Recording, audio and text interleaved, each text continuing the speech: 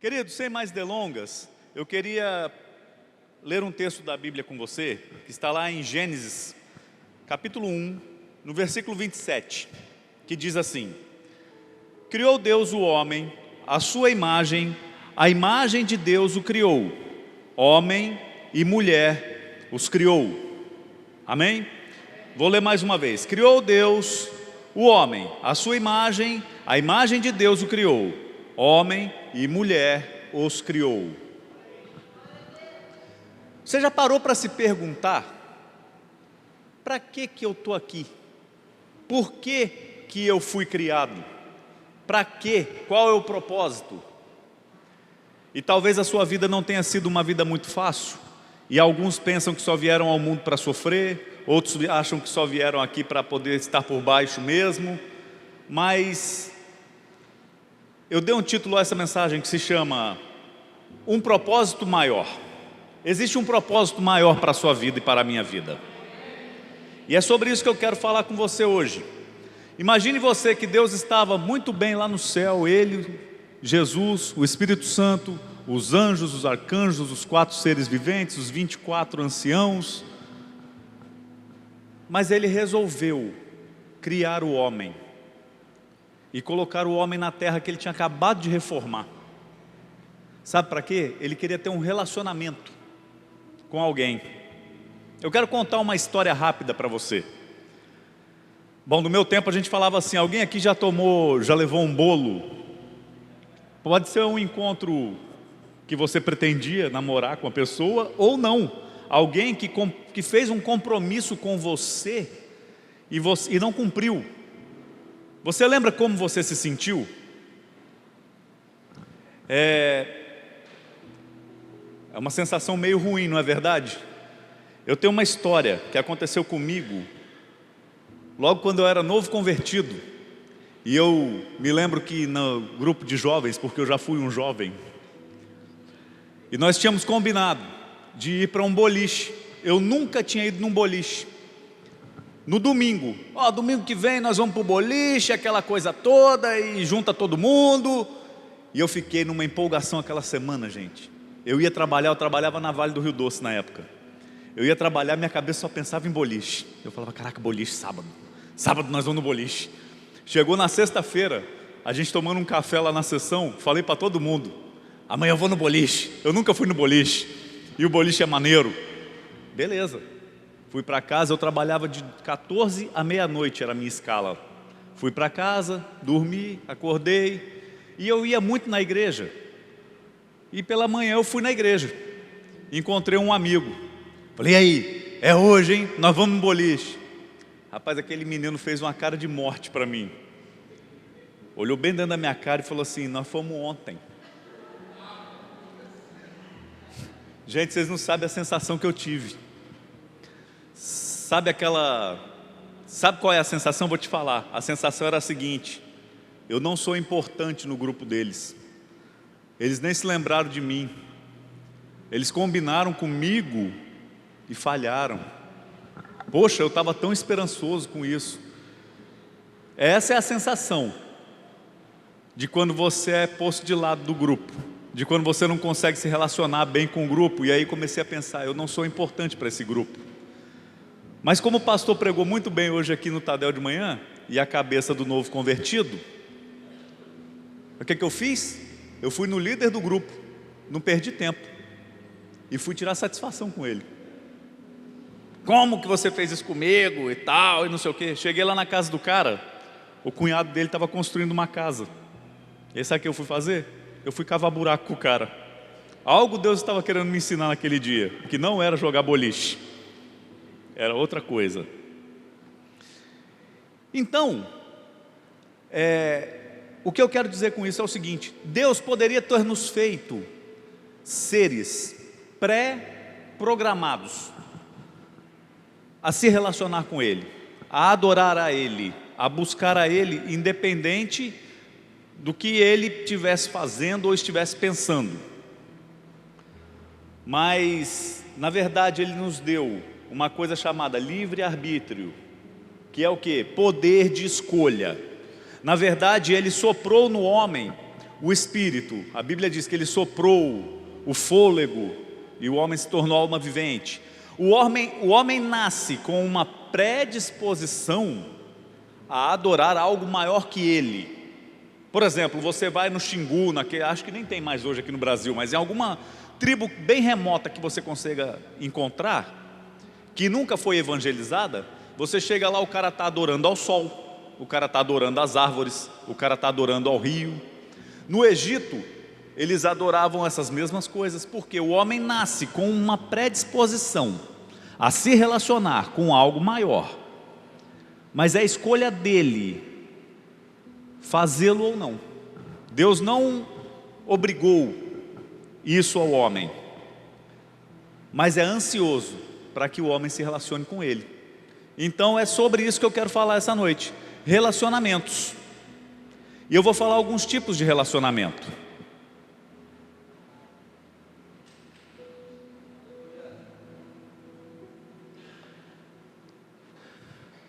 O primeiro tipo de relacionamento que eu quero ressaltar é o relacionamento abusivo. Talvez você já tenha tido essa má experiência ou conheça alguém que passou por essa experiência de ter um relacionamento abusivo, que é o quê? Exemplo, e agora eu estou falando de um relacionamento conjugal mesmo, o marido ou o namorado que não deixa a esposa ou a namorada conversar com outras pessoas, que fala qual tipo de vestimenta que a pessoa tem que vestir, que fala qual tipo de unha que ela pode pintar, ela não pode pintar de vermelho, ela não pode pintar de vinho, ela não pode pintar disso, ela não pode fazer aquilo, ela não pode passar um batom. Isso é um relacionamento abusivo, é um tipo de relacionamento abusivo. Relacionamento abusivo de pai e mãe. Talvez o seu pai não te deu o carinho que você merecia, o carinho que ele tinha que te dar, porque ele também recebeu do pai e do avô assim, e ele não soube cuidar de você, só fala com você aos berros, só te coloca para baixo. Eu trabalho com um rapaz que ele me confessou uma vez que ele é muito inseguro, e eu conversando com ele falou: Rodrigo, eu sou assim porque o meu pai, todas as vezes que ele tinha oportunidade de me humilhar na presença dos outros, ele fazia. Isso acontece. Outro tipo de relacionamento abusivo, liderança abusiva, seja no trabalho, seja na igreja. Graças a Deus aqui não, aqui nós temos muita liberdade, mas você deve conhecer, já deve ter ouvido histórias. Eu já participei de locais onde o relacionamento era abusivo, a pessoa te manipulava a ter amizade com quem ele queria, a conversar com um grupo seleto de pessoas, a não deixar você se relacionar com os outros, a não deixar você em outros locais, tudo te manipulando. Tudo isso são formas de relacionamento abusivo. Agora vamos voltar para a Bíblia comigo. Deus fez o homem, soprou nele o Espírito, e ele se tornou alma vivente, aquela coisa toda. E a Bíblia diz que Deus se relacionava com o homem num relacionamento saudável e diário. Todos os dias Deus ia até o jardim para conversar com o homem. Eu acho muito legal essa narrativa, porque eu imagino, a Bíblia nós acabamos de ler, a Bíblia diz que Deus criou o homem à sua imagem e à sua semelhança. Então eu imagino que antes do pecado, o homem era totalmente igual a Deus, com 100% da sua capacidade total de ser humano. Não a de Deus, mas a de ser humano. Eu imagino o resto da criação, quando Deus e Adão vinham andando, meio que olhando um para o outro, falando assim: quem é quem? Quem é ele? Quem é Adão? De tão parecido que era. E Deus falando com ele assim: está vendo? O nome que você colocar vai ser o nome. A árvore, o que você fizer vai ser o nome. Está vendo isso tudo aí? É teu. Domina sobre os animais, sobre as árvores, sobre os animais de dentro d'água, sobre todas as coisas. Eu preparei tudo isso aqui para você e para ter um momento com você. Mas um pouco antes,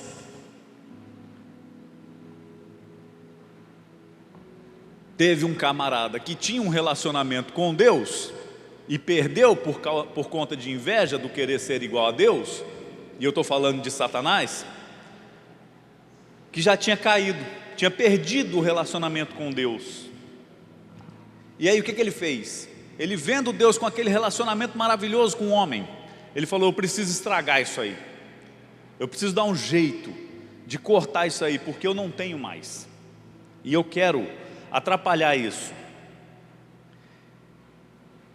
E ele, como é que ele fez isso? Ele introduziu, ele enganou o homem através da serpente, introduziu na terra, na vida humana, a semente do pecado, e conseguiu atrapalhar o relacionamento entre homem e Deus, que era perfeito, por causa da semente do pecado. Ou seja, o que eu estou querendo dizer? Muitas pessoas se relacionam diretamente com o diabo e sabem que estão fazendo, mas muitos de nós não sabemos quando fazemos, porque nem todos nós nascemos num lar cristão com princípios cristãos. Mas só o fato de eu fazer coisas que não agradam a Deus, isso já é uma forma de relacionamento com o diabo. Ou seja, quando eu não tinha conhecimento, ou por conhecimento, solto aquela mentirinha: eu quero ter um trajeto para chegar até Deus, e por um percalço, algum problema no meio do percurso, eu dou uma escorregada. É como se o diabo colocasse um desvio e falasse assim: ó, a sua adoração era para chegar lá, mas chegou até aqui onde eu estou. E eu começo a me relacionar com ele, indiretamente ou diretamente, como eu falei. Quando eu engano, quando eu tramo coisas más contra o outro, quando eu penso mal do meu irmão ou das pessoas, porque eu ouvi falar e eu não sei dos fatos, tudo isso foi implantado por ele, por ele. Mais além ainda, a gente lê na Bíblia, lá na época dos reis, que ele começou a implantar deuses pagãos no meio do povo de Israel. Dos juízes já acontecia, né? E toda vez que os judeus, sem ter um conhecimento de Deus, adoravam a Baal, aos Baalins, aqueles postes, aos Astarotes e tudo mais, por trás, sabe quem estava recebendo essa adoração e se relacionando com o homem? Satanás. Ou seja, nesse tipo de relacionamento espiritual e sendo abusivo da parte dele, é quando o diabo toma algo que eu tinha para fazer para Deus e usa em benefício próprio. Ele consegue desviar a minha adoração, o meu relacionamento, consegue desviar a minha intimidade com Deus, e ele começa a se aproveitar disso, mesmo que não seja prazeroso para mim. Muitas vezes quando a gente cai na real e vê que errou, que pecou, porque a gente vai pecando por incidente e a gente é pecador mesmo, te dá aquela dor, né? Mas sabe o que acontece? Às vezes, vamos falar de um exemplo clássico. Estou eu aqui e de repente, com toda a intenção de adorar a Deus, mas vacilo com o meu irmão logo na entrada. E depois eu caio em mim e falo assim: poxa, eu tenho que voltar no cara para acertar com ele. Eu já me arrependi, Deus vai me perdoar e tudo mais, a pessoa pode me perdoar, mas o diabo, na hora que aconteceu, ele já faz assim: ó, falou comigo, essa aí foi para mim, sabe? Por isso que Isaías 59:1 diz assim: eis que a mão do Senhor não está encolhida para que não possa salvar, nem agravado o seu ouvido para não poder ouvir, mas as vossas iniquidades fazem separação entre vós e o vosso Deus, e os vossos pecados encobrem o seu rosto de vós, para que não vos ouça. Ou seja, o que eu quero dizer com tudo isso que eu estou falando, querido? Não é culpa tua nem minha, mas o diabo conseguiu estabelecer um tipo de barreira entre o nosso relacionamento com Deus, e eu só consigo esse relacionamento depois que eu entendo essa barreira e pulo essa barreira, né?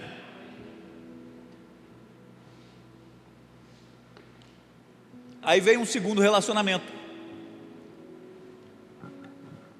o relacionamento de resgate. Mas na verdade tudo isso está acontecendo, né? O diabo fazendo essa ruaça toda, levantando tudo esse monte de coisa.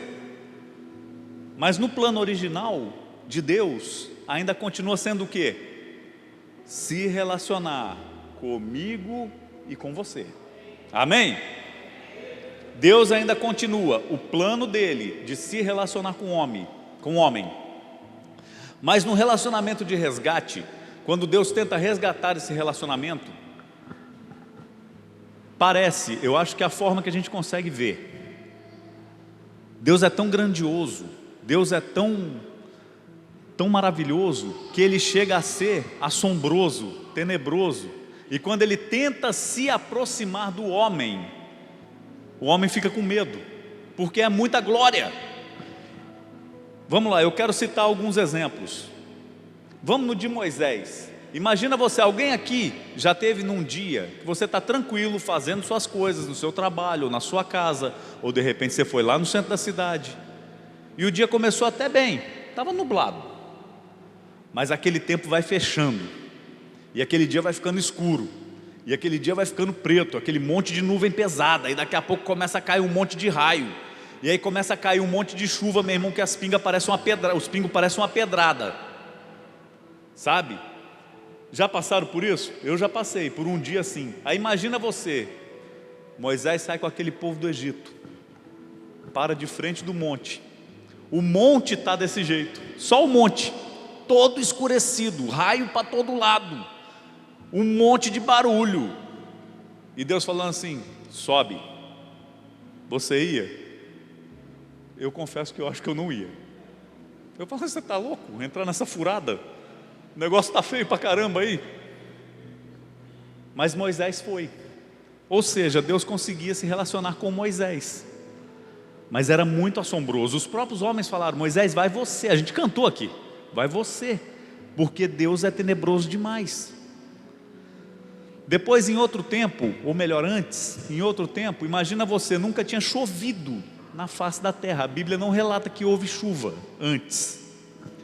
E tá o cara lá, agricultor, na roça dele, fazendo as paradas dele. Deus fala com ele assim, nunca tinha havido dilúvio, na verdade, né? Deveria chover, mas não tinha havido um dilúvio. Aí, constrói um barco. O cara: Senhor? Não, constrói um barco aí. E ele começa a fazer esse barco, começa a fazer essa arca.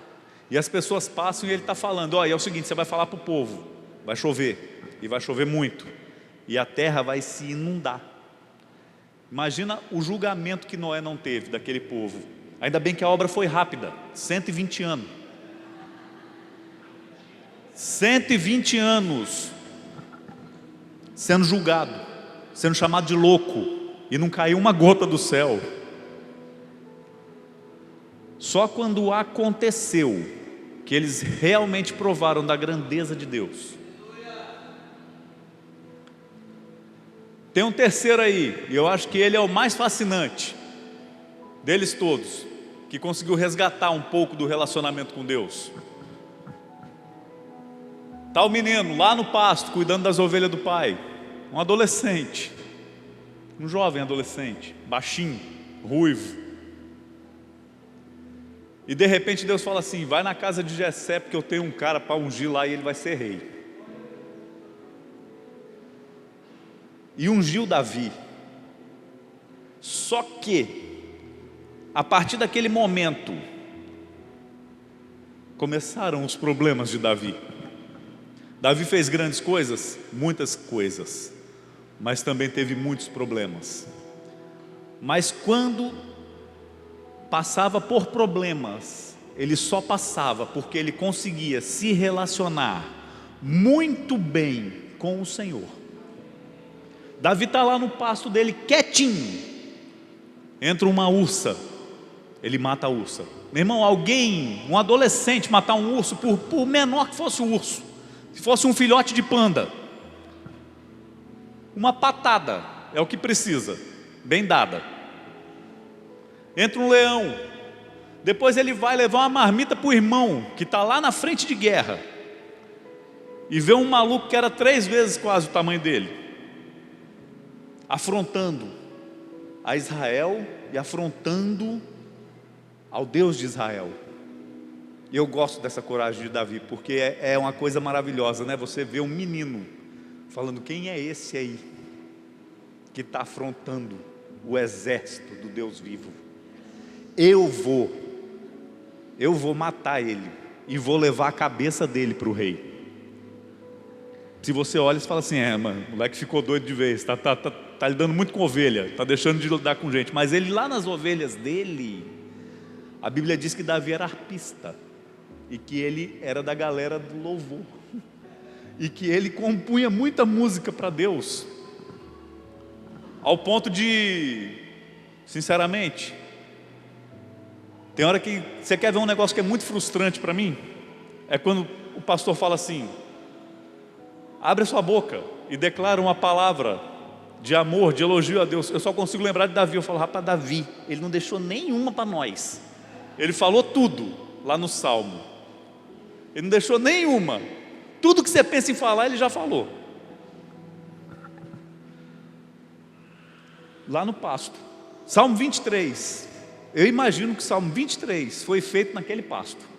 Quando ele olhava para aquele pasto, falava: o Senhor é o meu pastor e nada me faltará. É Ele quem me faz caminhar pelos pastos verdejantes e me guia até as águas de descanso. Mal sabia ele que tinha uma caverna logo na frente, né? E ele mata aquele gigante, e ele tem um relacionamento íntimo com Deus, por isso ele mata aquele gigante. Mas depois se levanta o seu sogro. O pastor falou muito bem aqui hoje de manhã. A vontade de Saul era encravar Davi com a lança na parede, porque teve inveja dele, ao ponto de Davi ter que fugir e ir para dentro de uma caverna. E a Bíblia diz que quando não está ruim, tem um ditado aí no mundo, né, que diz assim: nada é tão ruim que não possa piorar. Chega a 400, a família dele mais 300 e uns quebrados, de endividados e largado, gente que não tinha esperança. E a Bíblia fala: e Davi se fez o líder dos miseráveis. Tudo porque ele confiava em um que ajudava ele. Ele tinha um relacionamento primeiro íntimo com Deus. E Davi, eu acho que foi um dos maiores exemplos de relacionamento com Deus que nós tivemos, do relacionamento de resgate, de resgatar, porque o povo vivia caindo e levantando, caindo e levantando. Mas depois de Davi, sabe o que aconteceu? Davi até quis fazer um templo, mas Deus falou: não, Davi, eu entendo seu relacionamento comigo, mas você tem muito sangue na mão, você matou muita gente, conquistou muita coisa a troco de sangue, mas seu filho faz. E Davi preparou a provisão, e ele foi e fez, né, e tal. Salomão fez um templo, e quando ele ofereceu aquele templo ao Senhor, a Bíblia diz que o Senhor falou com ele: olha, eu vou habitar nesse templo, eu vou colocar o meu nome nesse templo, e aonde vocês estiverem, se vocês orarem virados para esse templo, eu ouvirei e responderei. Só que o povo esqueceu desse dia, e aí começou a se perder o resgate de novo, ao ponto do povo e os reis de Israel pecarem tanto que a nação se dividiu, reino do norte e reino do sul, e depois foi uma parte exilada. E chegou um dia que Deus não aguentou mais e falou assim: quer saber? Eu vou bem sair fora desse templo aí que não está dizendo nada, vocês nem estão aí para isso aí mais, eu estou aí sozinho, porque ninguém conversa comigo mais, ninguém vai aí atrás de mim saber e buscar a minha presença, ninguém vai aí. E aí nós entramos no terceiro relacionamento. Esse relacionamento de Deus com o homem, que tinha sido tão maravilhoso em Davi, estava se perdendo novamente.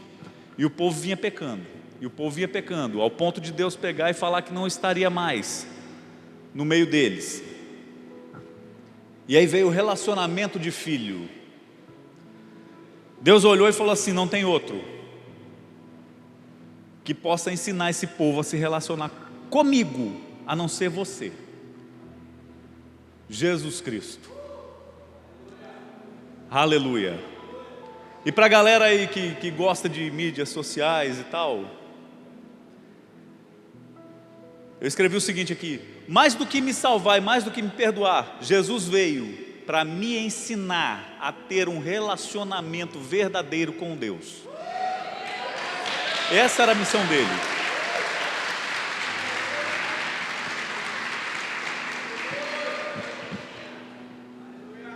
Nós enfatizamos e falamos muito bem, e hoje nós comemoramos o nosso perdão e a salvação através da ceia.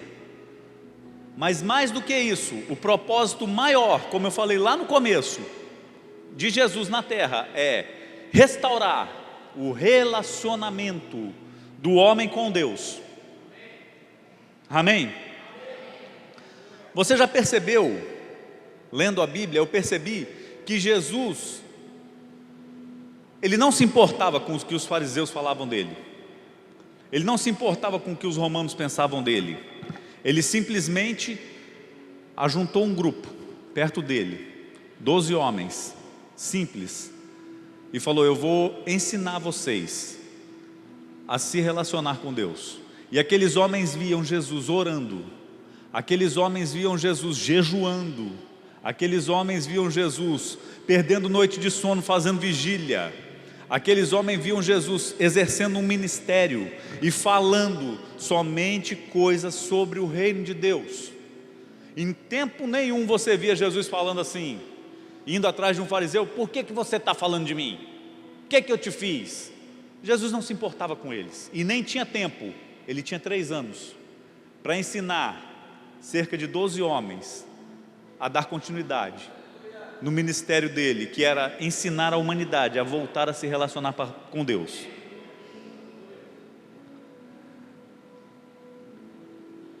Eu quero me lembrar da vez que Jesus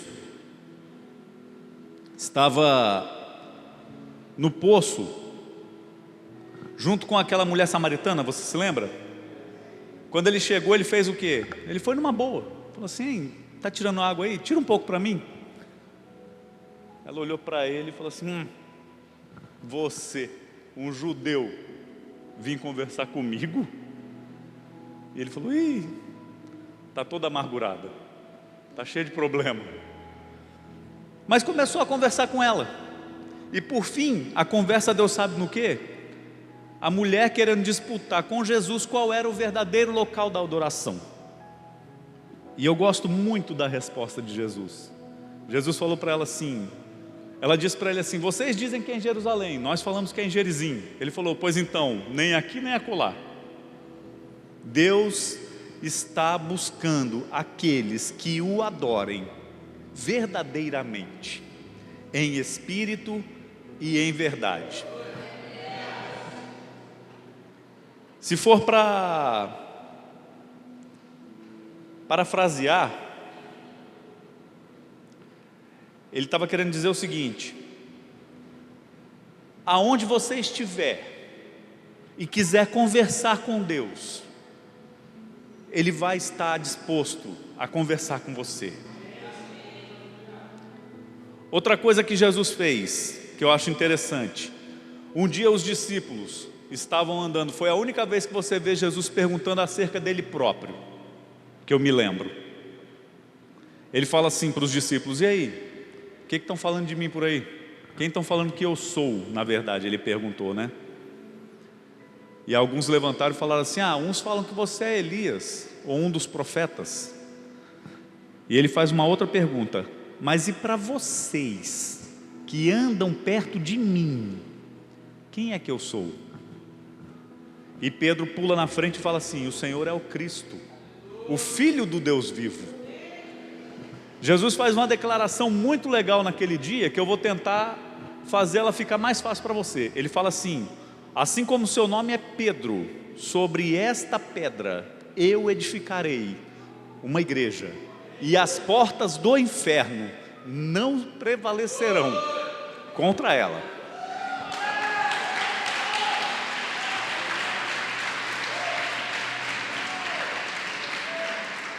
Na verdade, sabe o que Jesus estava falando?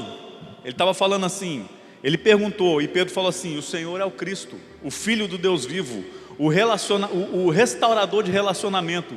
E Jesus deve ter olhado, transcreva essa frase de: seu nome é Pedro, e sobre essa pedra eu edificarei uma igreja. Eu imagino Jesus falando essa frase pensando: está dando certo, eles estão voltando a se relacionar com o Pai, está dando certo, o relacionamento com Satanás está sendo quebrado, e essa porta dele não vai aguentar, nós vamos entrar lá e buscar todo mundo que deixou de se relacionar com o Pai. Esse é o papel da igreja e do que Jesus queria fazer. Mas chegou momentos, e talvez para você também, que a caminhada é difícil, e tem hora que a gente vai meio que se arrastando, né? E olha para Jesus às vezes e fala assim: Jesus, está pegando. Está pegando. Isso tudo é Jesus mostrando para a gente que Ele quer se relacionar com a gente. Jesus nos dá palavras de ânimo. Ele fala assim: olha, no mundo é assim mesmo, mas não desanima não, eu consegui, você consegue também. No mundo vocês terão aflição, mas tem de bom ânimo, eu venci o mundo. Talvez você olhe e fale assim: para que eu nasci a não ser, e eu estou te falando hoje, para se relacionar com Deus. E Jesus nos dando exemplo de relacionamento com Deus, Ele falou para os discípulos, no dia da ceia, Ele falou, pegou o cálice e falou: eu só tomo de novo do fruto dessa vide o dia em que eu estiver com vocês novamente. Jesus anseia em se relacionar conosco, o Senhor anseia em se relacionar conosco. Jesus falou para os seus discípulos: por que vocês estão tão nervosos quando eu falo que eu tenho que partir? Quando eu falo que eu vou morrer, todo mundo fica perturbado. Mas Ele disse assim: fica tranquilo, porque na casa do meu Pai há muitas moradas, e se não tiver, eu mando fazer, para que vocês vão para lá, e aonde estiver a alegria de vocês, a minha também seja completa.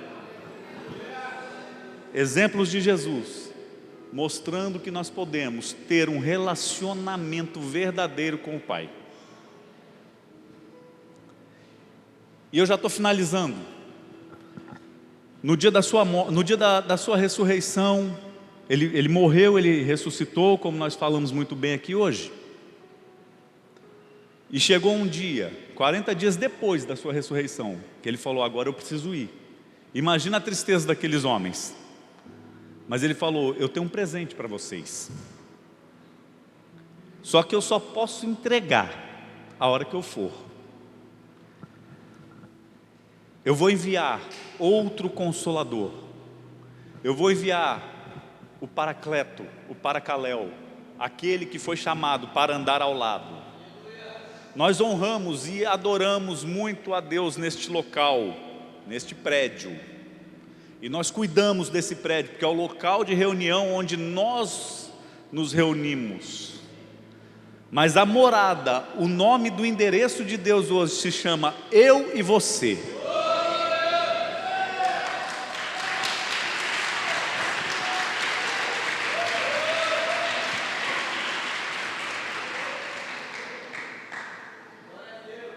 Por isso não escolha deixar Ele trancado no quartinho do fundo, no quartinho da bagunça, e você tentar fazer todas as coisas. O Espírito Santo está ao nosso lado, está junto conosco para nos aconselhar, para nos auxiliar, para fazer tudo aquilo que Jesus conquistou por mim e por você, inclusive restaurar o relacionamento com Deus. Eu quero terminar. A Bíblia diz, lá em Apocalipse, o seguinte: lembra-te de onde caíste, e arrependa-se, e volte à prática das primeiras obras. Quando eu leio esse texto, sabe do que eu, muitas vezes eu li esse texto de forma errada. Eu lia esse texto pensando, quando ele fala assim, lembra-te de onde caíste. Eu me lembrava do pecado que eu havia cometido. Ah, meu Deus, eu errei de novo. Que miserável homem que eu sou. Que perdição é essa? Por que eu não consigo? Mas um dia eu ouvi uma pessoa falar e li esse texto de novo com um entendimento diferente. Lembra-te de onde caíste e arrependa-se e volte a praticar as primeiras obras. Lembra o que você fazia no começo, quando sua casa era aberta e você era um novo convertido e os seus amigos tudo maluco ia para dentro da sua casa e você só sabia falar de Jesus. Era ali onde você estava. Não está falando da condição em que você estava, mas do local em que você estava. Lembra-se de quando você estava aqui em cima, talvez ministrando aqui atrás no louvor, e por causa das coisas que foram acontecendo na sua vida, você foi deixando, e como o pastor pregou aqui, muito bem domingo passado, começou a ficar comum, e você parou de perder a intensidade. Ele está falando, para com isso, volta a ter intensidade na minha presença, porque eu quero conversar com você.